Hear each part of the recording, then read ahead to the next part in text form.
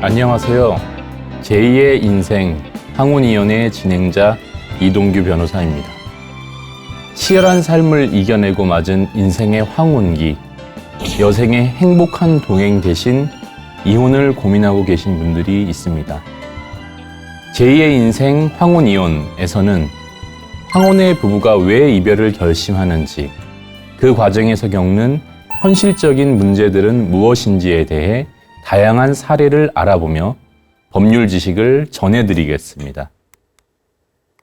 평균 수명이 길어지고 삶의 질에 대한 인식이 높아지면서 오랜 혼인 생활을 정리하고 새로운 인생을 시작하려는 황혼이혼이 더 이상 낯설지 않은 사회 현상이 되었습니다.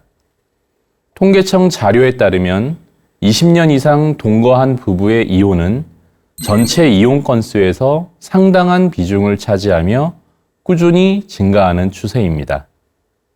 이는 더 이상 참고 희생하는 것만이 미덕이 아니라 남은 인생이라도 나 자신으로서 행복하게 살고 싶다는 열망이 커졌기 때문일 것입니다. 하지만 수십 년의 세월이 얽힌 황혼이혼은 결코 간단한 문제가 아닙니다. 특히 평생을 함께 일구어 재산을 어떻게 나누느냐 하는 재산 분할 문제는 황혼이혼의 가장 큰 쟁점이자 가장 첨예한 갈등의 원인이 되곤 합니다. 젊은 시절의 이혼과 달리 황혼이 이혼에서는 재산 분할은 남은 노후 전체의 생계와 직결되는 매우 현실적이고 절박한 문제이기 때문입니다.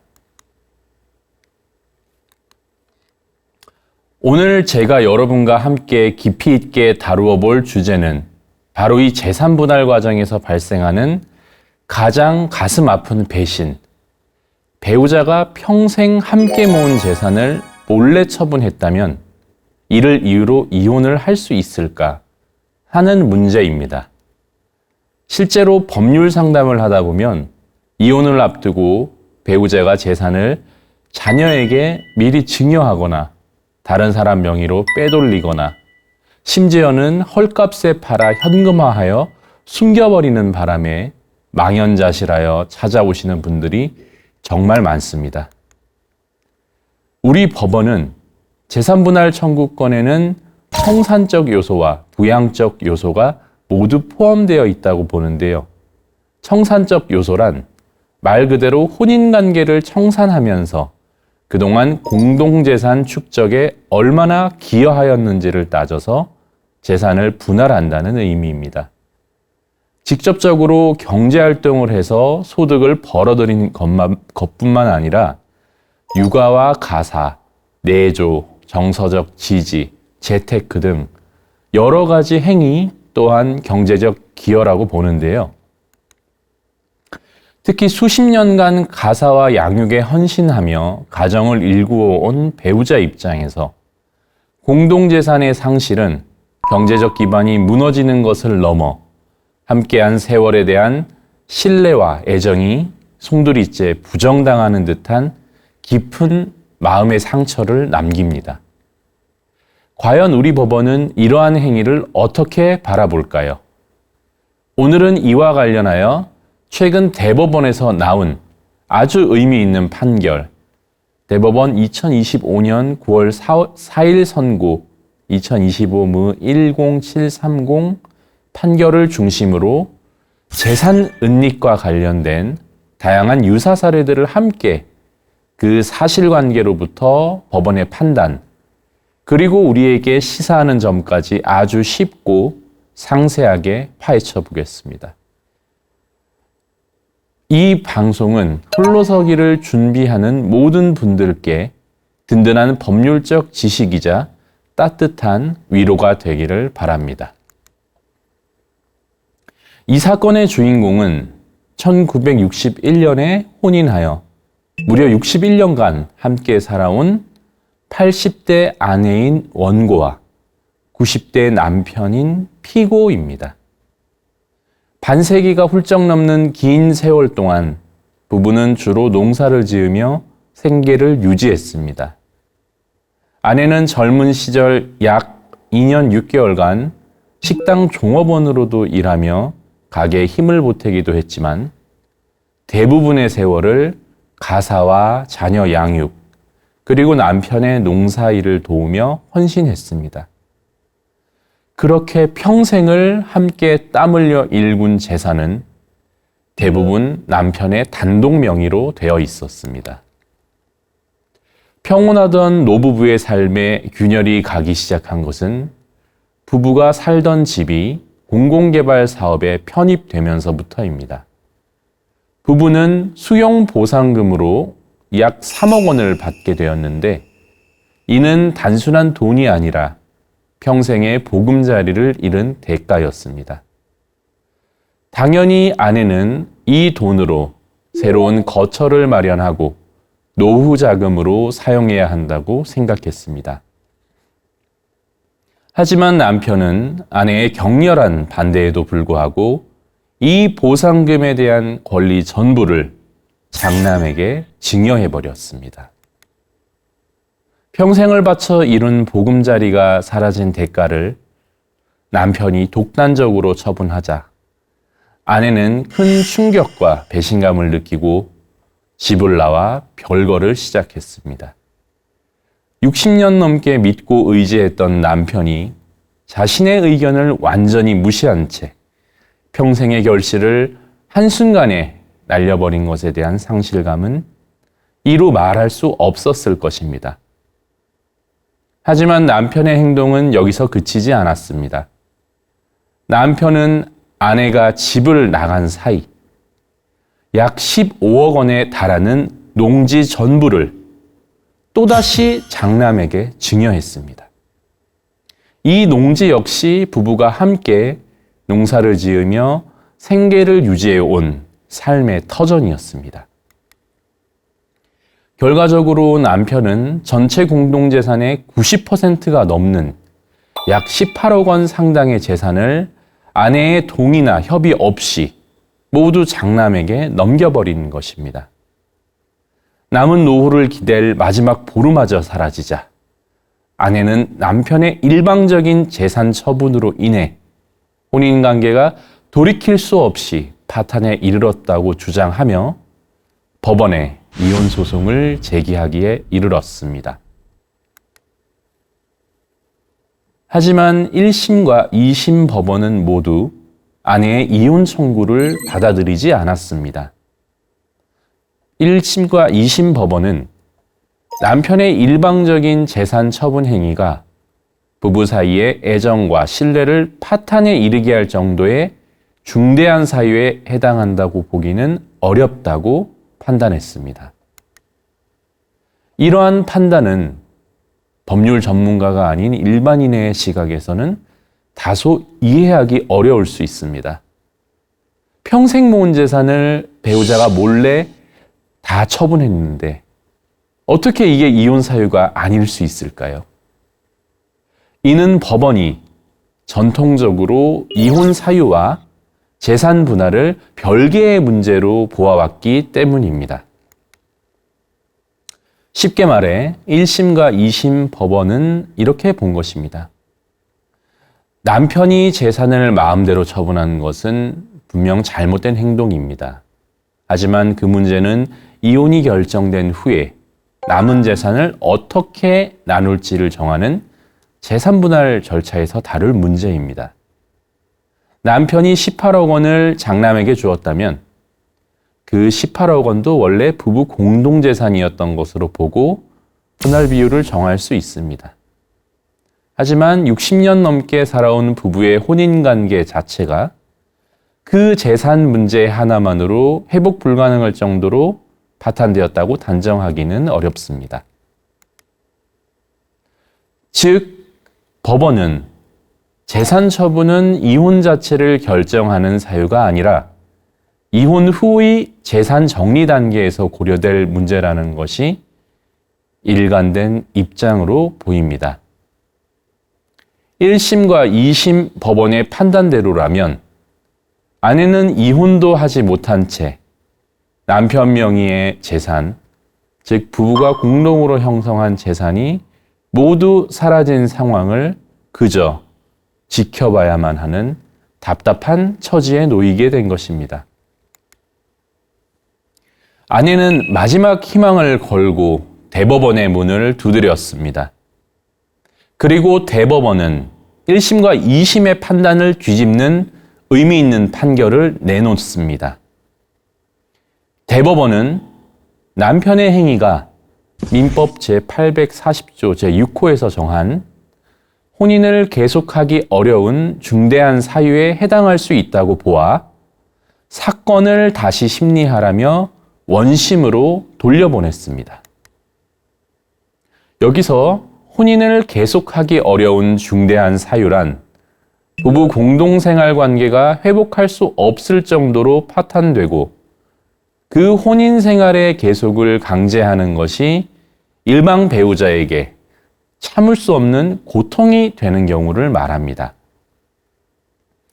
폭행이나 외도처럼 명확한 사유는 아니지만 이에 준할 정도로 혼인의 본질이 훼손된 경우를 포함하는 개념입니다. 대법원은 이 판결에서 다음과 같은 매우 중요한 법리를 처음으로 제시했습니다. 혼인생활 중 부양, 협조 의무 등을 통하여 공동으로 이룩한 재산의 주요 부분을 부부의 일방이 정당한 이유 없이 상대방 배우자와의 협의나 그 동의 없이 일방적으로 처분하는 등으로 가정 공동체의 경제적 기반을 형해화하거나 위태롭게 하는 행위는 상대방 배우자의 기초적인 생존과 독립적이고 자율적인 생활을 매우 곤란하게 하는 것으로서 그로 인하여 부부간의 애정과 신뢰가 회복할 수 없을 정도로 훼손되었다면 혼인을 계속하기 어려운 중대한 사유에 해당할 수 있다. 이 판결문은 조금 어렵게 들릴 수 있지만 그 의미를 풀어보면 매우 명확합니다. 형해화한다는 것은 뼈대만 앙상하게 남게 하여 쓸모없게 만든다는 뜻입니다. 즉 배우자 한쪽이 공동재산의 대부분을 마음대로 처분해서 가정경제의 뼈대 자체를 무너뜨리는 행위는 단순히 돈을 좀 쓴 차원을 넘어서서 혼인관계의 근간을 흔드는 중대한 문제라는 것입니다. 대법원의 판단은 이렇듯 1심과 2심의 판단과는 근본적으로 달랐습니다. 대법원은 남편이 처분한 재산이 단순한 돈이 아니라 60여 년간 부부 공동생활의 기초를 이루는 중요한 생계수단이었고 그 규모가 전체 재산의 90%를 넘는다는 점에 주목했습니다. 이러한 행위는 단순히 재산을 빼돌린 차원을 넘어 아내의 남은 생애에 대한 경제적 자립과 안정에 대한 신뢰를 뿌리채 흔드는 행위라고 본 것입니다. 따라서 이는 혼인관계를 파탄에 이르게 한 중대한 사유가 될 수 있다고 판단한 것입니다. 대법원의 이 판결은 부부 사이의 경제적 신뢰 역시 혼인을 지탱하는 핵심적인 기둥임을 법적으로 명확하게 인정한 첫 판결이라는 점에서 매우 큰 의미를 가집니다. 위 대법원 판결은 재산 처분이 이혼 사유가 될 수 있다는 점을 밝혔지만 그렇다면 이제 제3자에게 넘어간 재산을 다시 찾아와 분할할 수 있는 방법이 있을까요? 많은 분이 이미 다른 사람 이름으로 재산이 넘어갔으니 끝난 것 아닌가 라고 생각하며 좌절하지만 절대 그렇지 않습니다. 우리 법원은 일찍부터 이러한 문제에 대한 법리를 발전시켜 왔습니다. 재산 분할의 대원칙은 부부가 혼인 중 공동의 노력으로 형성한 재산, 즉 부부 공동재산은 명의와 상관없이 재산 분할의 대상이 된다는 것입니다. 여기서 공동의 노력에는 맞벌이는 물론 가사노동, 자녀 양육, 내조 등 간접적인 기여까지 모두 포함됩니다. 법원은 이 대원칙을 기반으로 다양한 형태의 재산 은닉에 대처해 왔습니다. 가장 고전적인 재산 은닉 방법은 부부의 재산을 자녀나 부모, 형제 등 제3자의 이름으로 등기하거나 예금해두는 이른바 명의신탁입니다. 명의신탁이란 말 그대로 이름을 믿고 맡긴다는 뜻으로 실제 소유자는 따로 있으면서 서류상의 명의만 다른 사람 앞으로 해두는 것을 말합니다. 이에 대해 우리 법원은 확고한 기준을 정립하고 있습니다. 대법원 1998년 4월 10일 선고 96무1434 판결은 이 분야의 효시와도 같은 판결입니다. 이 사건에서 남편은 사업으로 번 돈으로 부동산을 취득하면서 그 명의를 자녀들 앞으로 해두었습니다. 부부간의 갈등이 촉발되어 이혼 소송이 시작되자 남편은 내 재산이 아니라 자녀들 재산이므로 재산 분할을 할 수 없다고 주장했습니다. 하지만 대법원은 다음과 같이 판시하여 아내의 손을 들어주었습니다. 제3자 명의의 재산이더라도 그것이 부부 중 일방에 의하여 명의신탁된 재산 또는 부부 일방이 실질적으로 지배하고 있는 재산으로서 부부 쌍방의 협력에 의하여 형성된 것이거나 부부 쌍방의 협력에 의하여 형성된 유형, 무형의 자원에 기한 것이라면 재산 분할의 대상이 된다고 판단하였습니다. 즉, 부동산의 경우 등기부상의 명의가 누구인지는 중요하지 않다는 것입니다. 재산의 실질적인 소유자가 부부이고 그 재산을 형성하는 데 부부가 함께 노력했다면 당연히 재산 분할 대상에 포함시켜야 한다는 의미입니다.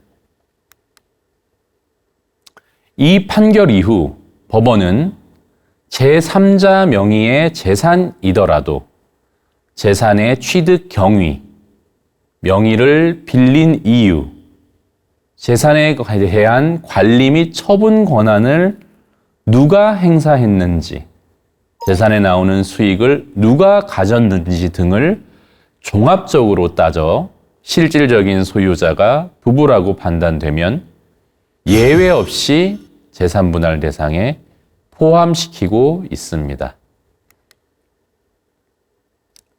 대법원 1998년 2월 13일 선고 97무1486 판결 역시 비슷한 취지입니다.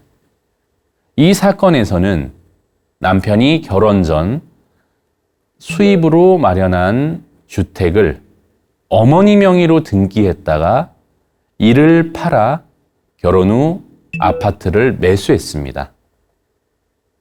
법원은 아내가 가사노동 등을 통해 재산 유지 및 증가에 기여했다고 보아 시어머니 명의의 아파트 역시 부부 쌍방의 협력으로 이룩한 재산으로서 재산 분할 대상이 된다고 판단했습니다. 최근에는 성인이 된 자녀에게 거액의 돈을 송금하는 형태로 재산을 이전하는 경우가 많아 새로운 쟁점으로 떠오르고 있습니다. 부모가 자녀에게 돈을 주는 것을 누가 뭐라고 하겠냐며 당당하게 주장하는 경우도 많습니다. 하지만 법원의 판단은 다릅니다. 서울고등법원 2023년 1월 26일 선고 2021의 23237 판결은 이에 대한 명확한 기준을 제시합니다. 이 사건에서 아내는 남편의 부정행위를 이유로 이혼을 청구했고, 남편은 아내가 성년 자녀에게 송금한 돈을 아내의 재산에 포함해야 한다고 주장했습니다. 이에 대하여 법원은 성년 자녀에게 송금한 돈은 부부 공동생활에 사용되었다는 증거가 없는 이상 송금한 배우자가 보유하고 있는 것으로 추정한다고 판단하였습니다. 이는 법원의 확립된 실무 관행으로 매우 중요한 의미를 가집니다. 추정한다는 것은 반대되는 명확한 증거를 제시하지 못하면 법적으로 그렇다고 단정한다는 뜻입니다. 즉, 돈을 송금한 배우자가 그 돈이 부부 공동의 이익을 위해 사용되었다는 점, 예를 들면 자녀의 긴급한 수술비를 지원한다든지, 사업 실패로 인한 채무 변제 등을 한다든지, 부부가 함께 책임져야 할 사안 등을 구체적인 증거로 입증하지 못하는 한, 그 돈은 단순히 자녀에게 준 것이 아니라 사실상 재산을 빼돌려 숨겨둔 것으로 보아 송금한 배우자의 재산으로 계산하여 분할한다는 의미입니다. 부모가 성년 자녀를 부양할 법적 의무는 없기 때문입니다. 만약 배우자가 부정행위를 하면서 상대방에게 거액의 돈을 쓰거나 재산을 증여했다면 어떻게 될까요? 이는 혼인 파탄의 원인을 제공한 유책 행위일 뿐만 아니라 부부 공동재산을 부당하게 유출한 행위이므로 재산 분할 시에 매우 큰 불이익을 받게 됩니다. 서울고등법원 판결에서 남편은 8년 이상 부정행위를 지속하며 상대 여성에게 오피스텔 매입 자금 2억 원을 지원하고 차량을 증여하는 등 수억 원의 재산을 이전했습니다. 1심은 재산 분할 비율을 아내 20%, 남편 80%로 정했지만 항소심인 2심 법원은 이를 아내의 35%, 남편 65%로 변경했습니다. 아내의 몫을 15%나 상향 조정한 것입니다. 법원은 남편이 원고의 의사에 반하여 상당한 규모의 부부 공동재산 감소를 초래했다는 점을 분할 비율 상향의 중요한 근거로 삼았습니다. 특히 이 판결에서 주목할 점은 법원이 오피스텔 매입 자금처럼 액수가 명확한 부분뿐만 아니라 해외여행 비용이나 생활비 지원처럼 액수를 명확하게 특정하기 어려운 부분까지도 종합적으로 고려하여 남편의 재산 유출 행위를 폭넓게 인정하고 이를 아내에게 유리한 방향으로 재산 분할 비율에 반영했다는 점입니다. 배우자가 재산을 빼돌리려는 정황이 보인다면 소송이 끝날 때까지 팔짱만 끼고 기다릴 여유가 없습니다. 설마 그러겠어 라고 안일하게 생각하다가 뒤늦게 후회하는 경우가 너무나 많습니다. 우리 법은 이러한 부당한 행위에 맞서 소중한 내 재산을 지킬 수 있는 여러 강력한 수단을 마련해 두고 있습니다. 타이밍을 놓치지 않고 신속하게 행동하는 것이 무엇보다 중요합니다. 사해행위라는 말이 어렵게 들리지만 쉽게 말해 채권자를 해칠 목적으로 하는 재산 빼돌리기 행위를 의미합니다. 여기서 채권자란 돈을 받을 권리가 있는 사람을 말하는데 이혼 시 재산 분할을 받을 권리가 있는 배우자 역시 이 채권자에 해당합니다. 따라서 배우자가 재산 분할을 적게 해줄 목적으로 이혼 직전에 부동산을 자녀에게 증여하거나 시세보다 훨씬 싼 값에 다른 사람에게 팔아버렸다면 이는 사해행위에 해당할 가능성이 상당히 큽니다. 이 경우 우리는 재산을 받은 제3자, 예를 들면 자녀, 형제, 친구 등을 상대로 사해행위 취소 소송을 제기할 수 있습니다. 이 소송은 그 재산 거래는 무효이니 재산의 명의를 원래대로 되돌려 놓으라고 법원에 청구하는 것입니다. 이 소송에서 승소하면 해당 재산은 다시 재산을 빼돌린 배우자의 명의로 돌아오게 되고 당연히 재산 분할의 대상에 포함시킬 수 있습니다. 사해행위 취소 소송은 이미 넘어간 재산을 되찾아올 수 있는 가장 확실하고 강력한 방법입니다. 만약 사해행위 취소 소송에서 승소 판결이 확정된 이후에 배우자가 제3자와 짜고 가짜 차용증을 작성하는 등으로 허위로 빚을 만들거나 재산을 현금으로 인출하여 어딘가에 숨기는 등 적극적으로 재산을 은닉한다면 이는 형법상 강제집행 면탈죄에 해당할 수 있습니다. 이는 3년 이하의 징역 또는 1천만 원 이하의 벌금에 처해지는 엄연한 범죄 행위입니다. 물론 형사고소는 상대방을 범죄자로 만드는 것이기 때문에 신중해야 합니다. 하지만 상대방이 악의적으로 재산을 숨기고 대화를 거부하는 상황이라면 강제집행 면탈죄로 형사고소를 진행하는 것이 상대방을 심리적으로 강력하게 압박하여 협상으로 이끌어낼 수 있는 효과적인 수단이 될 수도 있습니다. 만약 수사 결과 범죄 혐의가 인정되어 유죄 판결까지 선고된다면 이는 이혼 및 재산 분할 소송에서도 유리하게 작용할 수 있는 증거로 활용될 수도 있습니다. 사해행위 취소 소송이나 형사 고소는 이미 일이 벌어진 후에 대처하는 사후적인 방법입니다. 가장 좋은 것은 애초에 배우자가 재산을 마음대로 처분하지 못하도록 미리 막는 것입니다. 이를 위해 우리 법은 보전처분이라는 제도를 두고 있습니다.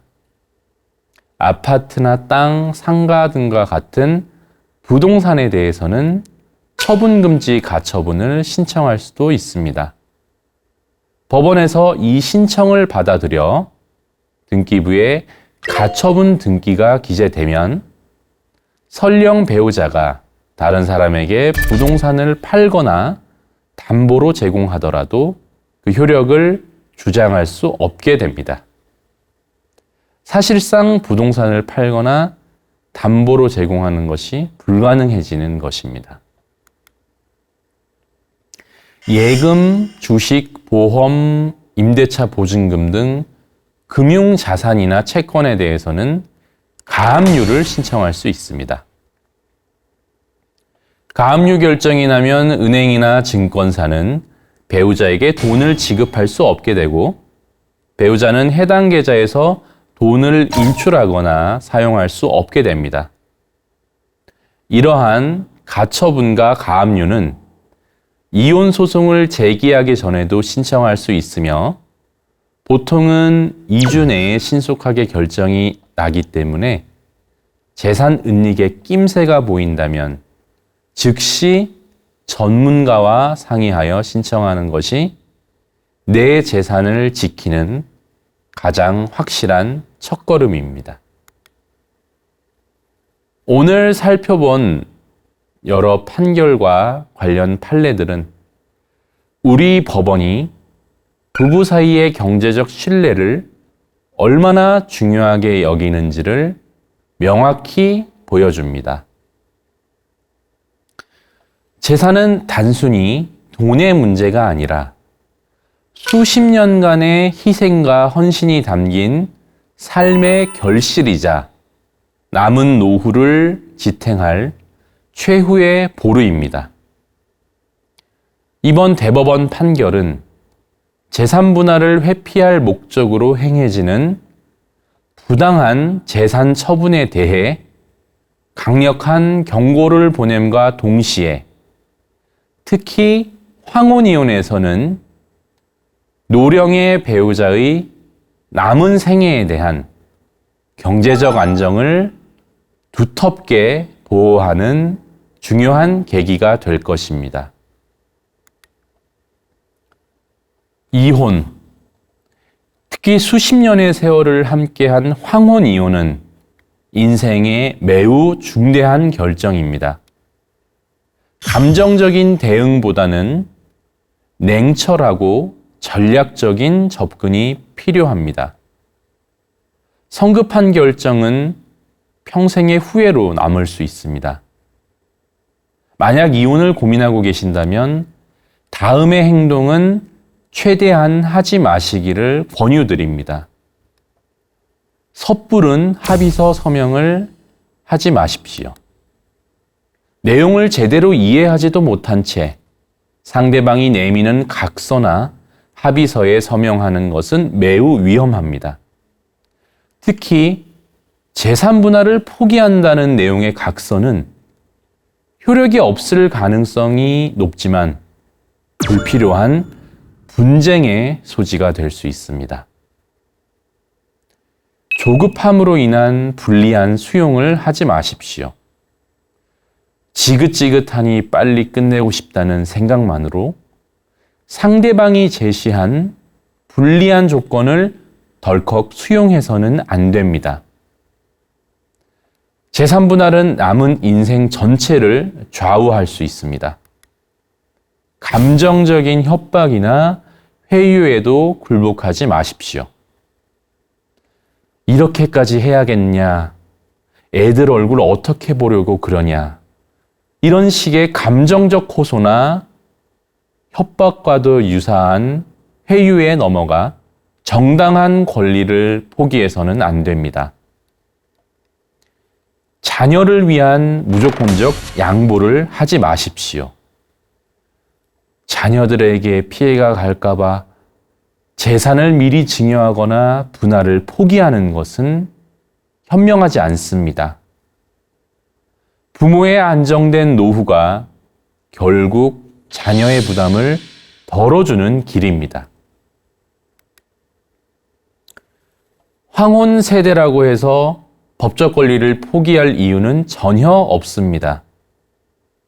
오히려 수십 년간 함께 일구어온 재산이기에 더욱 공정하고 정당하게 분할받을 권리가 있습니다.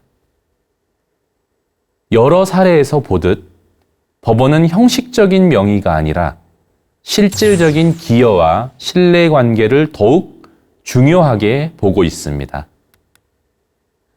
의뢰인께서 합의서에 서명을 했다며 갖고 온 문서가 있었습니다. 그 합의서는 일반인이 쉽게 내용을 이해하기 어려운 용어와 내용들로 가득한 재산 분할 포기 합의서였습니다. 의뢰인은 그 합의서의 구체적인 내용을 명확하게 파악하지도 못한 채 상대방의 종용에 못 이겨 그 합의서에 서명을 했던 것입니다.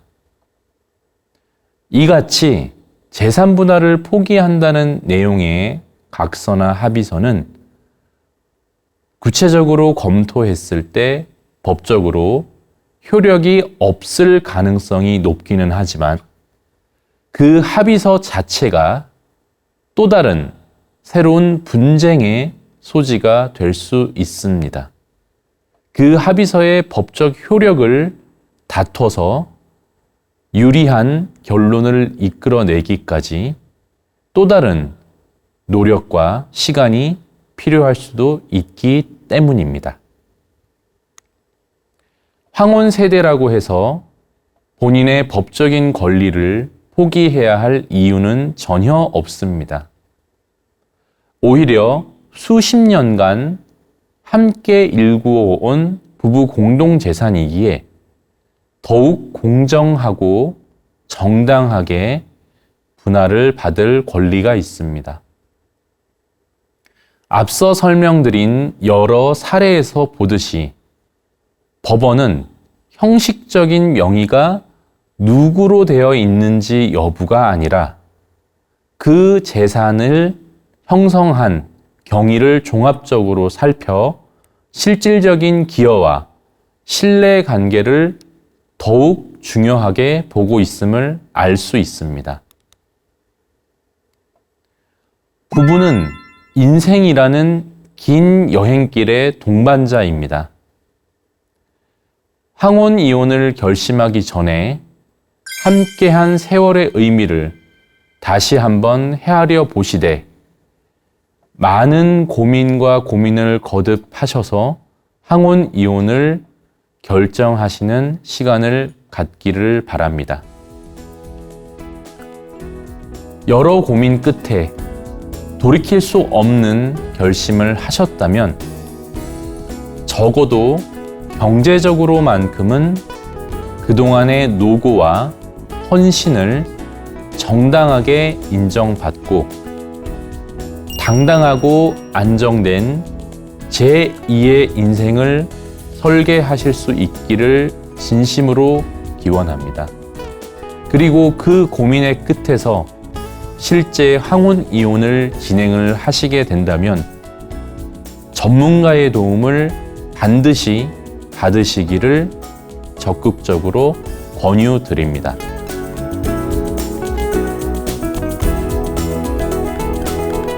감사합니다.